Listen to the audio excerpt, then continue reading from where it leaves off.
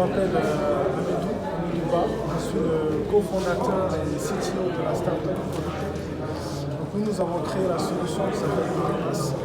Polypass, c'est un nouveau moyen de paiement qui utilise la technologie NFC pour faire des paiements sans contact et sans avoir besoin d'internet ou de téléphone. Vous avez obtenu cette application, quelles ont été les conditions pour avoir cette accompagnement? Alors nous on a postulé, ça fait peut-être 6 mois, donc il y a eu plusieurs étapes. Donc présélection, donc il y a eu plus de 1400 startups qui ont participé dans tout le continent. Et donc on a subi pas mal de questions, d'interviews, de pitch avec pas mal d'investisseurs, pas mal de partenaires qui sont un peu partout dans le continent et ailleurs. Et donc on a été retenu dans le top 20. Et pendant le top 20, il y avait une compétition pour voir les meilleures startups. Et on a été finalement retenu pour le top 10. Et donc on a été vraiment très fiers de représenter le Sénégal. On est la seule startup cette année qui a représenté le Sénégal dans l'Asie. Votre startup a apporté des innovations. Est-ce que vous êtes allé voir les petits commerces qui intègrent cette solution? Actuellement, on a commencé, on est dans le marché. Donc nous avons déjà un partenariat avec des boulangeries. Et donc on a déjà déployé dans plusieurs boulangeries au niveau de Dakar. Et ils utilisent la solution. Donc on a plus de 3000 utilisateurs actuellement à Dakar. Et on a presque 50 marchands.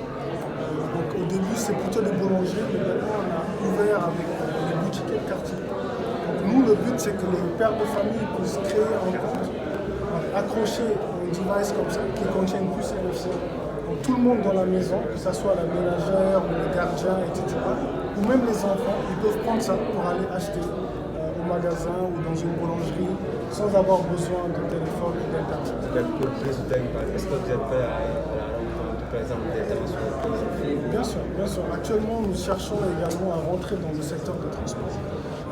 Donc on veut voir les gens du CETU, de Dakar Mobilité, parce qu'avec le BRT, par exemple, ça peut être très pratique.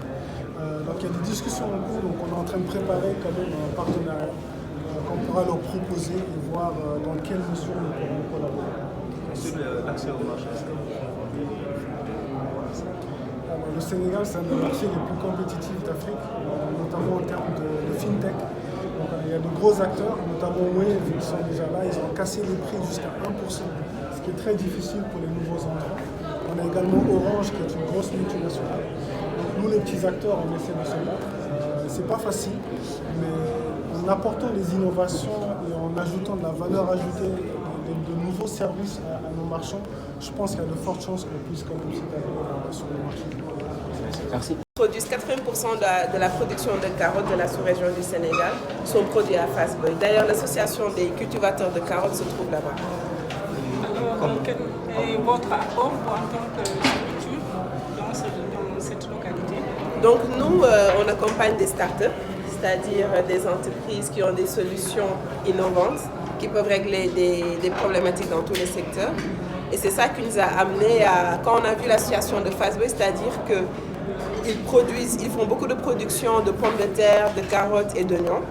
Et les deux problématiques qu'ils font face, c'est le gaspillage de la production, parce qu'ils n'ont pas de moyens de conservation et de transformation, donc la production pourrie sur place, et aussi le manque d'accès au marché. Ils n'ont pas l'infrastructure et les moyens logistiques d'amener leur production dans le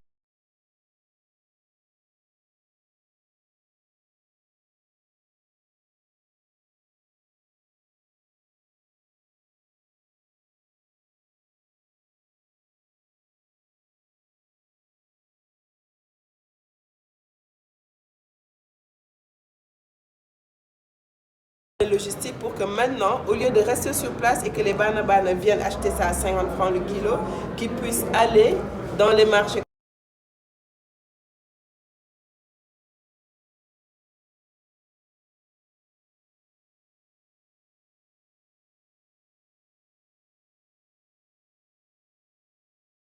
Leur production. Et ça évite que ça se pourrit rapidement. Et même si les bana viennent... Investisseurs, c'est ce que je disais tout à l'heure. Nous, à la DRFJ, on est vraiment là pour proposer des premiers financements qui sont d'ailleurs des prêts. Ça permet, c'est intéressant parce que ça permet de dérisquer d'autres types de financement derrière avec d'autres types de partenaires. C'est-à-dire que d'autres partenaires, voyant qu'il y a un premier financement qui est donné, sont entre guillemets un peu rassurés et se disent ok, voilà, il y a l'État du Sénégal qui a mis de l'argent sur cette entreprise, on va aller rajouter quelque chose et aller plus loin dans l'apport qu'on peut proposer. Mais il faut que ça soit évidemment, il faut qu'il y ait davantage d'investisseurs et notamment tout ce qui est le sujet business angels. Ça c'est quelque chose qui est très démocratisé dans les pays anglophones. Il y a beaucoup d'argent qui est donné par des anges, qui sont notamment des structures du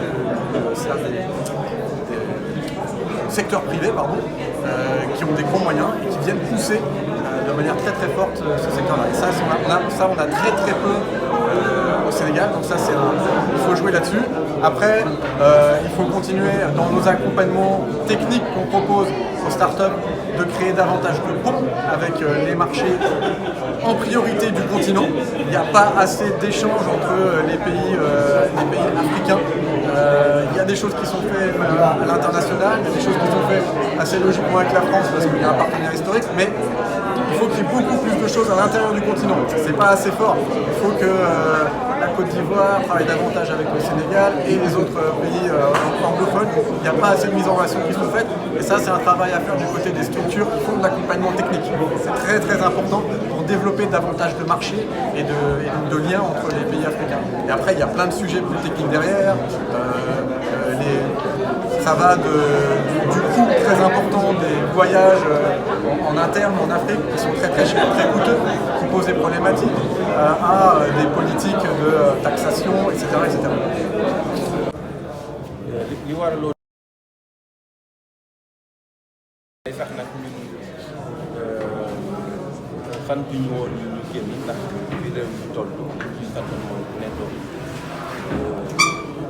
liggéeyee ci kër ga waaye comme li ndajale moo xam ne xam nañu solo si ñeel baykat yi ñeel xale yi ñeel ndaw ñi te ñun ñuy yëngu ci wàllu boobu te ñi fiy dajee di taxawu ay entreprise yoo xam ne dañuy ay solution ci technologie yu bees yu yombal liggéeyu ndaw ñi ci wàllu mbay mi ak ci wàllu yeneen secteur waaye ñun mbay mi mooy bi ñu soxal ko te ñu dénk ñu wàllu boobu ci FAO ñu ne occasion bi mënuñ ko woon raté nañ ñëw parce que ci suñu liggéey yàlla dafa def toujours ndaw ñi nga xam ne dañ leen di jàppale di jànkoonteeg ay yenn jafe-jafe yi suñu gunge bopp kese doyul mën leen a jox liñ soxla lépp rawat na ci li nga xam ne technologie yu bees yi dafa indi ci xarala moo taxoon ñu ne nañ ñëw xool solution yi nga xam ne start-up yi ñu ngi koy proposé moo xam ci wàllu yaxanal